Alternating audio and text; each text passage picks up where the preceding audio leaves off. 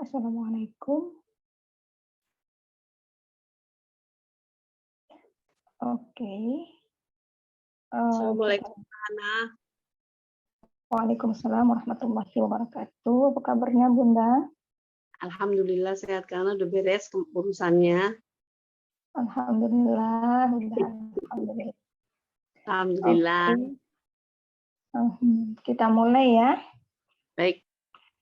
Oke, a'udzubillahi minasyaitonirrajim. Bismillahirrahmanirrahim. Rabbi shrah li sadri wa yassir li amri wahlul 'uqdatam min lisani yafqahu qawli. Allahumma rabbana zidna ilman warzuqna fahman waj'alna min ashabil Qur'an waj'alna min ibadikas salihin. Allahumma shalli ala sayyidina Muhammad wa ala ali sayyidina Muhammad. Sekali lagi, Assalamualaikum warahmatullahi wabarakatuh. Waalaikumsalam warahmatullahi wabarakatuh.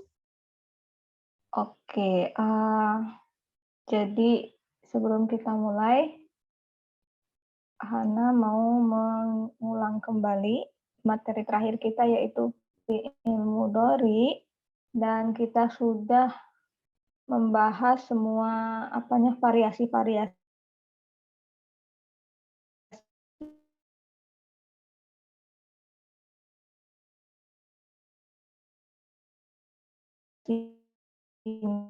itu ada 12 ilmu dori ini membiasakan diri lihat awal dan akhir, dan kemudian jangan lupa sambil dihafalkan tabel mudhari'nya yang ada di buku tugas.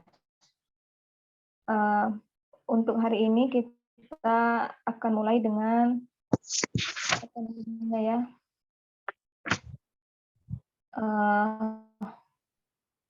Quran Games, sesuatu pelajaran dari Al-Quran. Ini dari surat Al-Hajj kalau nggak salah ini ya. Al-Hajj ayat 31. Jadi di situ ada disebutkan a'udzubillahi minasyaitonirrajim. Bismillahirrahmanirrahim. Ka'annama kharra minas sama'i. Artinya seakan-akan dia jatuh dari langit. Ini ada di surat Al-Hajj ayat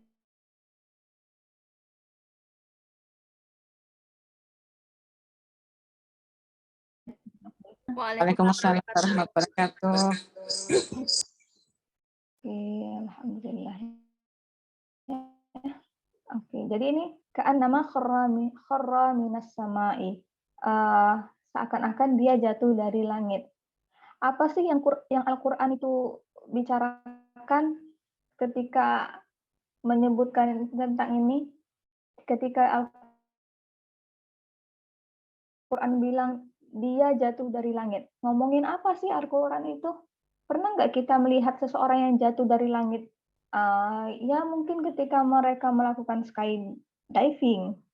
Tapi di zaman Rasulullah ribuan tahun yang lalu nggak ada orang yang skydiving seperti itu. Gimana? Kok Al-Quran menyebutkan hal ini gitu? Apa sih yang Allah bicarakan? Kita harus tanya-tanya seperti itu. Di dalam Al-Quran, Allah memberikan banyak contoh-contoh perumpamaan-perumpamaan. Kita semua, kebanyakan dari kita ya, pernah sekolah ya, alhamdulillah kita pernah mengecap rasanya belajar di sekolah gitu. Kita pernah merasakan blank saat di kelas, gurunya menjelaskan, kita ngeblank gitu.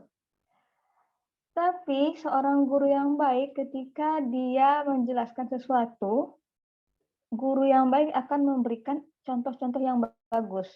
Jadi menjelaskan materi dengan menggunakan contoh-contoh yang bagus. Karena tanpa contoh-contoh yang bagus, kita tidak akan bisa jadi guru yang baik. Nah, itu. Jadi teman-teman yang bekerja di bidang pendidikan atau yang tertarik bekerja sebagai guru, nah kita harus pandai untuk memberikan contoh-contoh yang bagus untuk menjelaskan materi kita di kelas. Allah Subhanahu wa taala sudah pasti adalah guru yang terbaik, yang paling baik. Jadi pastilah Dia memberikan contoh yang terbaik pula. Karena sekali lagi, tanpa contoh-contoh yang baik, contoh-contoh yang bagus maksudnya ya, kita tidak akan benar-benar mendapatkan satu pelajaran. Kadang-kadang Allah mengajarkan sesuatu hal, Dia memberikan contoh. Ya, itu terjadi dengan Hana. Maksudnya kalau Hana belajar cuma dikasih buku, materinya aja, penjelasan seperti rumus-rumusnya saja tanpa contoh, Hana mungkin nggak bisa. Bukan mungkin lagi, udah pasti 80% gagal. Kalau tidak ada diberikan contoh. Kayak matematika ini, rumus untuk ini. Guru tidak memberikan contoh. Kemudian kita langsung dikasih soal. Kalau Hana mungkin 0. Makanya contoh itu penting sekali di dalam mengajar. Dan Allah Subhanahu wa taala sebagai guru yang terbaik memberikan contoh yang bagus pula ketika Dia memberikan pengajaran kepada kita. Dan tentu saja kita sebagai muslim, kita mencintai Al-Qur'an, kita mempelajari Al-Qur'an, kita ingin tahu lebih banyak tentang Al-Qur'an dan mempelajari apa yang ada di dalamnya. Tapi ada juga orang-orang yang non-muslim yang belajar Al-Qur'an juga. Tapi mereka mempelajari Al-Qur'an itu untuk mengkritik Al-Qur'an ini. Itu kayak kalau zaman sekarang tuh kan banyak film gitu ya, movie atau drama Korea segala macam. Nah, jadi orang-orang kan pada nge-review tuh dramanya begini, nanti ada rating. Nah, mereka kan, jadi orang non-muslim itu membaca Al-Qur'an, mereka mereview Al-Qur'an ini dan kemudian mengkritiknya. Gitu. Bahkan ada scholars itu profesor, guru-guru besar non-muslim yang mempelajari Al-Qur'an berpuluh-puluh tahun. Nah, ini nggak main-main ini, bukan kaleng-kaleng ini.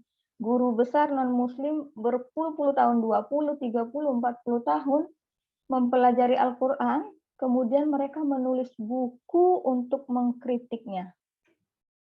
Nah, jadi salah seorang guru besar non-muslim, nah dia menulis tentang ayat ini. Ka'annama kharra minas sama'i. Ini adalah salah satu contoh yang ada di dalam Al-Qur'an. Tadi artinya apa? Ka'annama kharra minas sama'i, artinya dia jatuh dari langit, seseorang jatuh dari langit. Jadi Pak guru besar ini bilang, Al-Qur'an ini ngasih contoh yang aneh deh. Nggak masuk akal tahu. Maksudnya kan kalau di zaman dulu gimana sih orang-orang membayangkan ada orang jatuh dari langit? Kalau sekarang gampang lah, kayak skydiving tadi, kalau zaman dulu gimana? Nah, jadi aneh banget sih Al-Qur'an ngasih contoh yang nggak masuk akal. Gitulah pokoknya intinya yang dia tulis gitu. Kemudian Allah bilang lagi, di dalam ayat ini sebelumnya Allah bilang gini, hunafa lillahi ghaira musyrikina bihi. Ini terjemahan dalam bahasa Indonesia-nya apa ya? Tunggu. Beribadahlah dengan ikhlas kepada Allah tanpa mempersekutukannya.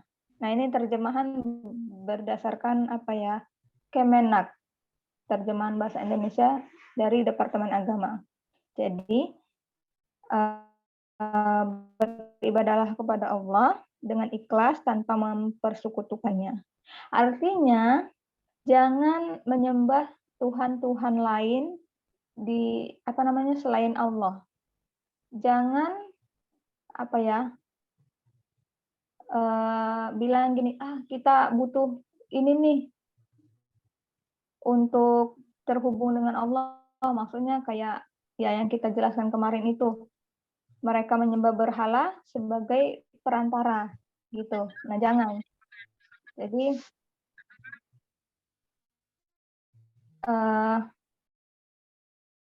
kita itu harus mempunyai kepercayaan yang penuh, keimanan yang penuh tentang hubungan kita hubungan langsung antara kita dengan Allah. Jadi kita jangan mikir butuh seseorang untuk terhubung dengan Allah. Kita harus percaya bahwa kita terhubung langsung dengan Allah tanpa membutuhkan orang lain yang jadi perantara kita.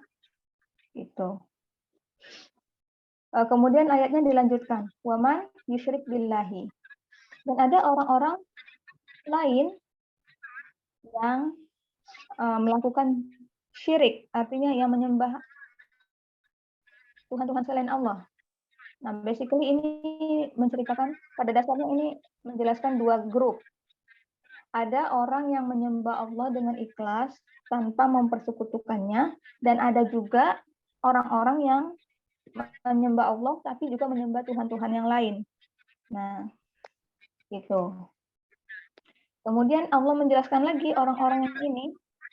Tunggu dulu, sebelum dilanjutkan, Hana dengar suara Hana double. Teman-teman tolong dicek lagi audionya ya. Oke, terima kasih, sudah hilang. Nah, Allah menjelaskan lagi tentang orang-orang kelompok yang berbuat syirik ini.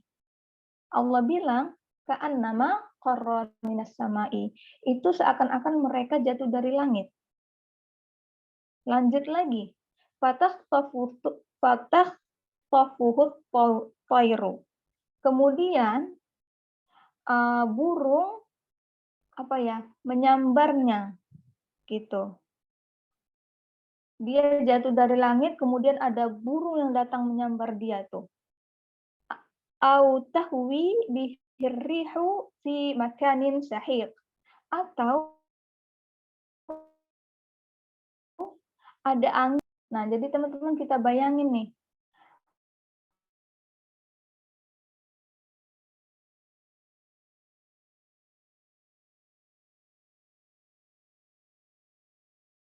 Ada orang angin kencang yang meniup badan dia yang lagi jatuh dari langit itu ketiup sama angin sampai ke tempat antah berantah jauh banget.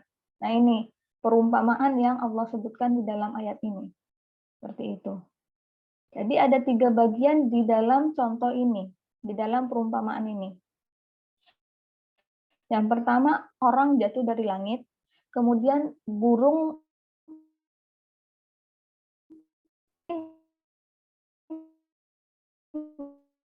menerbang ke berantah negeri antah berantah. Itu 3 bagian dari ayat ini. Jadi, Pak Guru Besar yang non-Muslim tadi, di dalam bukunya dia berkata, ini nggak masuk akal. Apaan ini? Pertama-tama, nggak ada seorang pun yang pernah melihat ada orang jatuh dari langit. Ini membicarakan waktu zaman Rasulullah ya. Nggak ada orang yang pernah lihat ada orang yang jatuh dari langit. Harusnya kamu tuh memberi contoh yang orang bisa merasa terhubung, terkoneksi gitu. Nah, gimana orang merasa terhubung dengan contoh ini?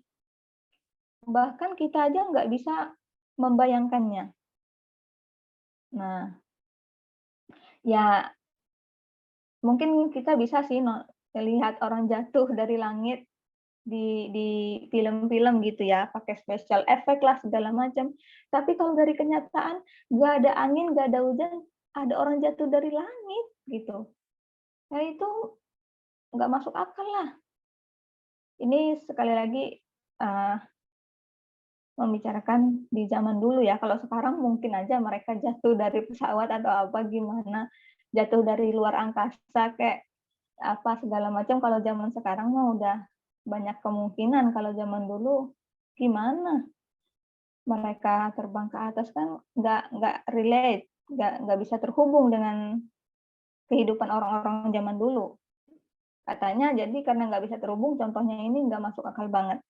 Kemudian nyambung lagi, lah oke lah, anggap aja ada orang yang jatuh dari langit, oke. Tapi burung apaan itu yang bisa menyambar orang? Badan orang kan pastinya besar, apalagi kalau jatuh dari langit, jatuh dari ketinggian gitu kan maksudnya lebih berat ya karena ketarik gaya gravitasi juga. Lah burung apaan yang sanggup nyambar orang ketika dia jatuh dari langit seperti itu? Ngarang ini mah katanya. Ini nggak bisa dibayangin, malah lebih susah dibayangin burung apa ini. Ya, seperti itu katanya. Kemudian, oke lah, kamu jatuh dari langit, kemudian disambar burung. Tapi, emangnya masalah kalau kita terjatuh di tempat antah berantah, atau kita terjatuh di depan Monas, atau di depan gedung presiden, atau di Ka'bah, atau di mana aja. Karena di mana aja kita jatuh dari langit, ya udah, intinya kita innalillahi, nggak ada perbedaan apapun, gitu. Kenapa harus disebutkan diterbangkan ke tempat antah berantah gitu.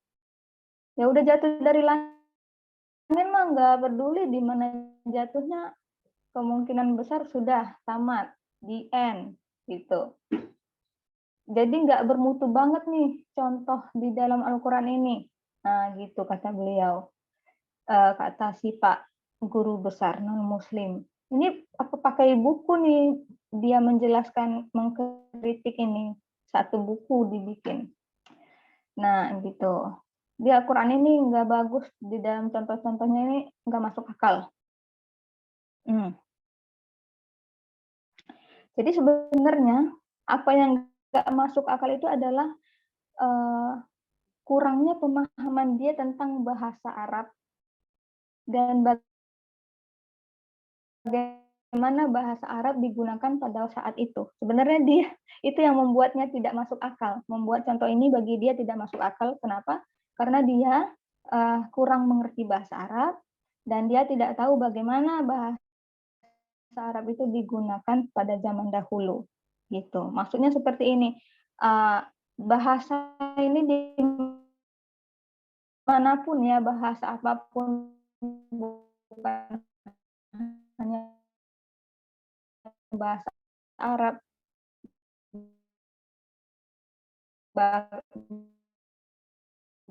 bahasa Inggris, bahasa Indonesia, kata secara. Kalau sekarang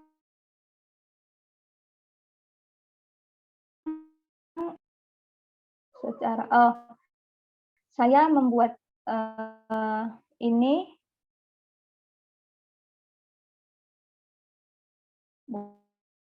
bukan seperti itu ya. Pokoknya secara itu kalau dipakai zaman dulu itu artinya Allah, Allah. Kalau sekarang kata secara bukan Allah gitu. Jadi mengalami perubahan makna. Kubus teman-teman mikirnya apa? Orang-orang yang line 60, 70, 80 lah. Nah, kelahiran tahun-tahun segitu, kalau saya bilang kubus, bahkan Hana yang kelahiran 90,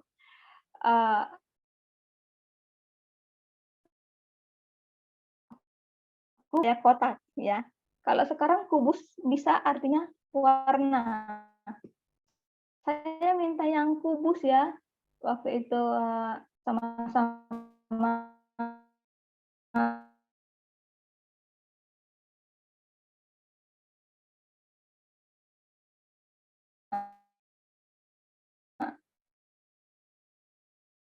apa namanya? Oh, ternyata kuning busuk. Astagfirullahaladzim.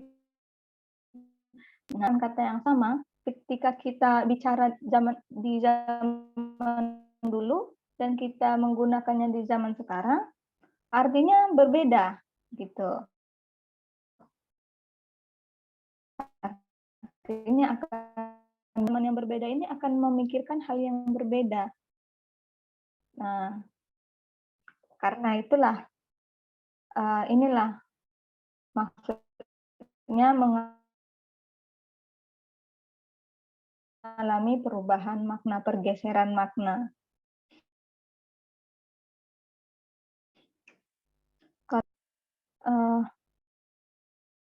Mana nggak tahu sih istilah-istilah game zaman sekarang.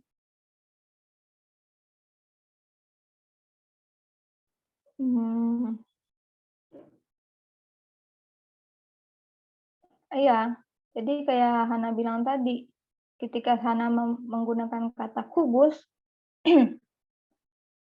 orang zaman dulu berpikir, oh kotak gitu ya, pelajaran matematika segala macam. Tapi orang zaman sekarang mungkin mereka berpikir, oh warna kuning, sejenis warna kuning, gitu. Coba kalau Hana bilang, Hana misalnya travel kembali ke waktu zaman dulu, Hana bilang belanja di pasar Mekah tuh di sana. Pak, ada nggak yang kubus? Apaan, saya nggak jual kubus, ini saya jual baju. Ya kenapa? Karena dia tidak tahu bagaimana kata kubus itu digunakan di masa yang Hana sekarang. Jadi salah pengertian seperti itu. Dan juga kebudayaan, tradisi juga mempengaruhi. Oh, Hana ingat contohnya bagus tuh. Maaf teman-teman. Bahasa Sunda sama bahasa Jawa deh, nggak perlu bahasa Indonesia. Ada kata cokot. Cokot itu dalam bahasa Jawa gigit. Bener nggak tuh? Iya, benar Kak. Benar. Betul. Kalau bahasa Sunda kasar itu cokot itu ambil. Ini cerita kisah nyata. Kok bisa-bisanya Hana lupa ya? Kisah nyata bener. Tetangga Hana itu kan Hana tinggalnya di dia perkebunan sawit, jadi pekerjanya itu banyak datang dari daerah-daerah berbeda. Ada orang Medan, orang Jawa, orang Sunda, macam-macam lah pokoknya di situ. Jadi suatu hari ada ibu-ibu cerita, ini anaknya masih kecil. Ada yang anak bayi yang belum bisa jalan, jadi dia harus gendong. Satu lagi kakaknya masih kecil. Nah, sekitar umur 4 tahun, 5 tahun. Kemudian ada anak tetangganya yang seumuran dengan anak pertama. Jadi ada dua balita, dua balita umur 5 tahun, 4 tahun, dan satu anak yang masih belum bisa jalan. Nah, mereka pergi ke orang ini, sedekahan gitu, pergi ke acara lah.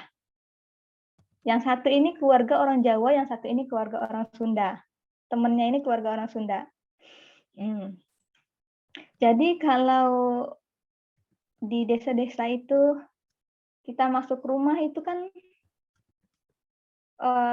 alas kakinya dilepas ya, alas kakinya dilepas. Jadi ketika udah selesai mereka mau keluar, mau pamit gitu ya, selesai dari undangan. Nah, ini anaknya yang masih kecil ini rewel. Jadi terpaksa harus digendong terus, kesusahan mamanya ini. Nah, abangnya, kakaknya udah keluar duluan. Jadi tinggal temannya ini yang orang Sunda. Oh sorry, temannya ini yang orang Jawa. Keluarga ini orang Sunda, temannya orang Jawa. Kakaknya udah duluan di luar. Nah, jadi apa kata mamanya ini? Tolong cokot sendalnya. Cokot sendalnya. Tolong cokot sendalnya adik. Karena ini dua orang yang berbeda bahasa. Maksud mamanya kan suruh ambil sendalnya. Jadi temannya ini nggak ngerti. Apa coba? Digigit sama... Digigit ya, Kak? Sendalnya. Ya Allah, itu benar-benar kejadian nyata banget. Ya Allah, itu gara-gara eh, saling tidak mengetahui arti kata masing-masing, satu kata tapi berbeda makna. Nah, karena Ade ini kan nggak tahu kata cokot itu kalau dalam bahasa Sunda itu artinya ambil. Kemudian ada lagi orang Padang sama orang Jambi. Ada agak mirip-mirip, galak namanya, galak. Aduh, Bapak itu galak nian gitu. Bapak itu galak denganku. Galak dalam bahasa Jambi itu serem. Galak, suka marah. Kalau dalam bahasa Padang, galak itu dari gelak. Jadi ada satu cara pengucapannya ya. Jadi kedengarannya kayak galak juga, galak. Hampir mirip kedengaran suara kata ini. Senyum artinya dalam bahasa Padang. Bapak itu galak denganku. Yang satu mikir, waduh, Bapak ini serem. Yang satu ini mikir, oh, Bapak ini suka senyum. Kenapa? Karena sama-sama satu kata digunakan untuk hal yang berbeda di tempat yang berbeda. Nah, ini yang terjadi di sini. Karena itu, selain kita harus memahami satu bahasa, kita juga harus memahami tradisi di situ dan segala macam. Baru kita benar-benar mengetahui apa sih yang sebenarnya dibicarain ini. Gitu. Karena kadang satu kata yang sama artinya berbeda. Nah,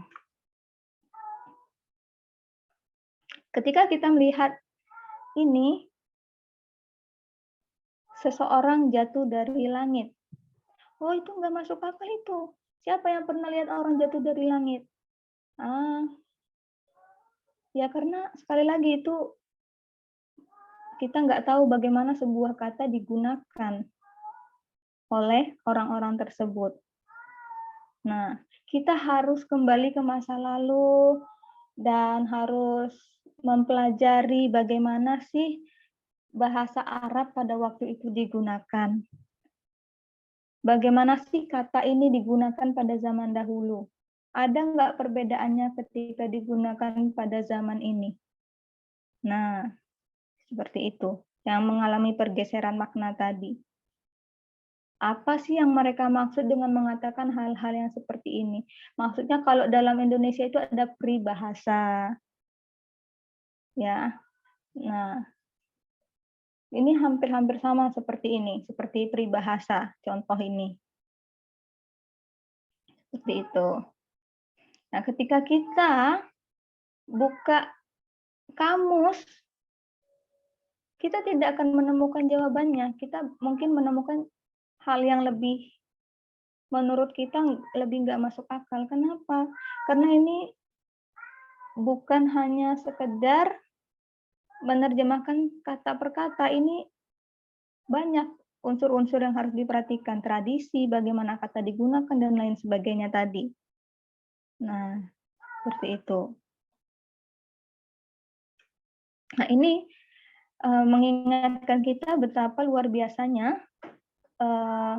ulama-ulama kita, guru-guru besar kita yang mereka lakukan itu luar biasa. Kenapa? Karena mereka kembali menjelajah kembali dan mencari tahu bagaimana mereka pada zaman dahulu menggunakan sebuah kata. Jadi menelusuri ya.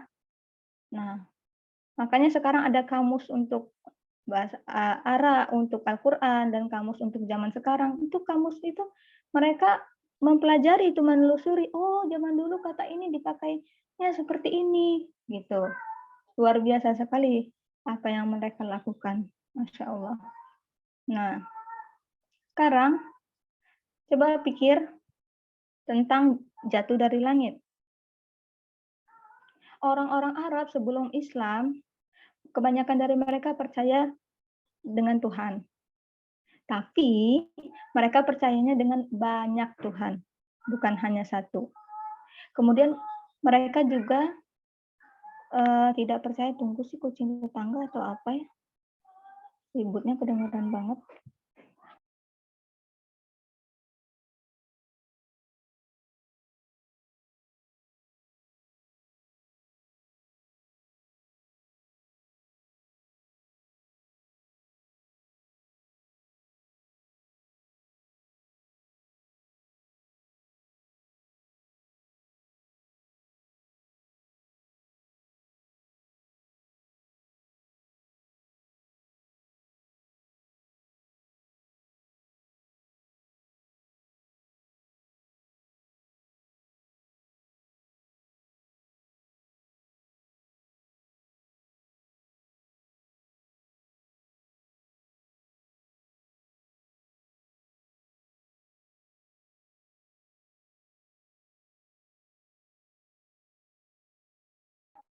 Oke, maaf Nah bilang tadi, orang-orang zaman dahulu mereka percaya dengan Tuhan, tapi percaya dengan banyak Tuhan. Mereka juga tidak percaya dengan hari akhir, hari pembalasan, hari kiamat. Kalau udah meninggal ya udah tamat, nggak ada lagi sambungannya. Kalau kita kan innalillahi wa inna ilaihi rajiun, sudah meninggal itu sama dengan bersambung. Ada chapter 2-nya lagi. Nah, kalau mereka nggak, udah tamat. Udah, gitu. Seperti itulah yang mereka percaya. Jadi, ketika kita tahu kita bakalan meninggal. Nah, jadi ketika kita tahu kita akan meninggal dan tidak ada sesuatu yang yang akan diteruskan seperti itu. Jadi kita akan berpikir seperti ini, aduh, saya bakalan ada di dalam tanah, tidak ada yang akan mengingatku, tidak ada yang akan peduli lagi kepadaku, aku tidak akan ada lagi, maksudnya udah menghilang dari dunia ini, tidak ada lagi yang mengingatku sama sekali. Dan itu benar-benar menggangguku. Ada orang-orang yang berpikir seperti itu. Aku akan meninggal dan orang-orang tidak akan mengingatku. Jadi, aku ingin melakukan sesuatu yang bahkan ketika jasadku tidak ada lagi di dunia ini, mereka punya ingatan tentang diriku. Mereka mempunyai sesuatu yang bisa mereka ingat tentangku, gitu. Mereka inginnya seperti itu, mereka ingin diingat. Mungkin aku bisa jadi, pejuang yang terkenal, tentara yang terkenal, atau jadi artis yang terkenal, atau apa gitu. Tapi zaman dulu ini ya, mereka perang-perangan gitu ya. Jadi apa sih kalau perang tuh? Zaman dulu tuh ya orang yang berjuang di medan perang lah seperti itu. Yang terkenal nanti ketika ketika aku meninggal, orang-orang bakal menciptakan lagu tentang betapa hebatnya aku di medan perang, betapa banyak musuh yang telah ku bunuh, seperti itu. Jadi mereka cita-citanya seperti itu, ingin menjadi orang yang selalu dikenang meskipun sudah meninggal. Nah, jadi aku akan selalu dikenal. Ada sesuatu yang akan selalu dikenal tentangku, meskipun udah bertahun-tahun, berpuluh-puluh tahun aku meninggal, seperti itulah kira-kira. Tapi apa yang terjadi di zaman-zaman sekarang, ada orang-orang yang hidupnya tamak. Nah, jadi ketika mereka akan meninggal gitu ya, atau setelah mereka meninggal, mereka akan tulis di surat wasiatnya gini, semua kekayaanku akan kudonasikan ke universitas ini, ke sekolah ini, atau untuk penelitian ini, dan atau untuk membangun masjid, rumah sakit, segala macam.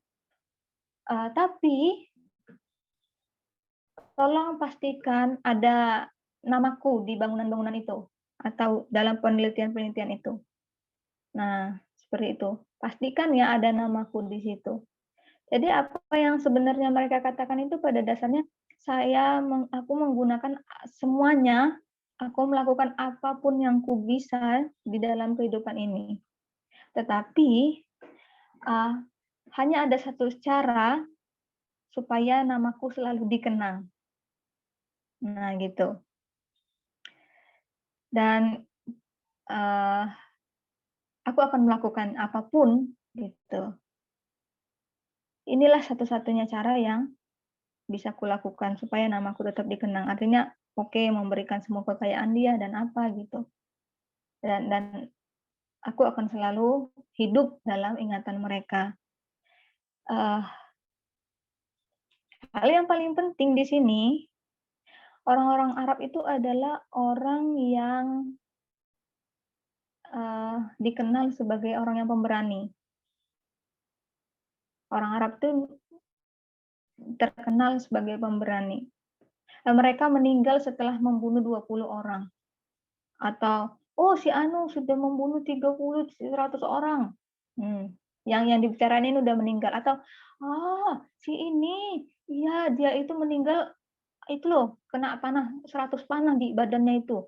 Memang seorang pejuang yang pemberani.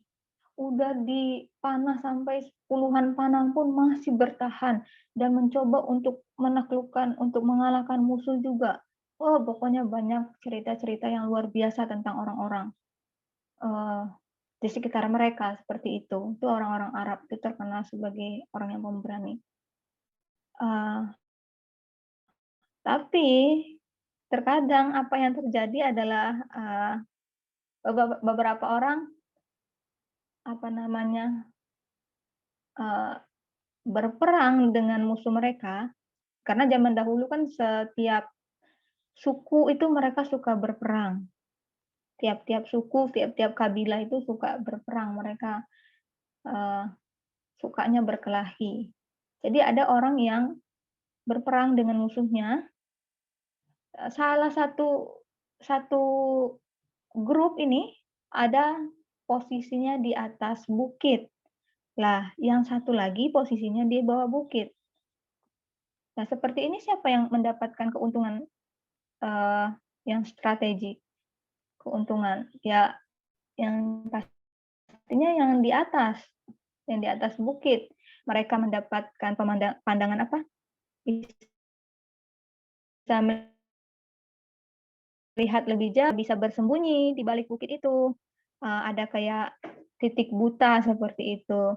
Dan juga itu akan membutuhkan banyak energi untuk orang-orang di bawah itu kalau pengen ngejar mereka ke atas pasti memanjat itu berlari kan butuh lebih banyak energi. Kalaupun mereka berusaha mengejar, ketika mereka udah sampai di atas, udah kecapean, udah nggak bisa lagi menarik pedangnya. Udah capek, minta minum dulu ya. Udah tamat seperti itu. Banyak kerugian kalau kita ada di posisi lebih rendah daripada musuh. Dan sebaliknya, lebih banyak keuntungan kalau kita posisinya lebih tinggi dari musuh. Terkadang hal itu terjadi dan orang yang di bawah ini, grup yang di bawah ini kadang-kadang mereka sampai ke atas dan mengalahkan. Nah, itu kan hal yang susah tuh ya. Jadi kalau itu terjadi, sebagai bentuk selebrasi gitu kalau zaman sekarang, mereka menghancurkan si musuh. Nah, bagaimana itu? Mereka akan udah dibunuh itu musuhnya, kemudian badan yang sudah meninggal ini, mereka melemparkan tuh dari atas bukit ke bawah sebagai bentuk selebrasi. Meskipun aku tadi posisinya di bawah nih, lihat nih, kamu meskipun di atas, kamu masih bisa kukalahkan gitu. Jadi mereka bangga dan ingin merayakan kemenangan mereka dan ingin menunjukkan betapa bangganya mereka dengan diri mereka sendiri karena sudah mengalahkan musuh dalam keadaan sulit seperti itu. Jadi apa? Setelah mereka bunuh musuh tersebut, mereka lemparkan ke bawah. Nah, itulah yang kadang-kadang terjadi di medan perang.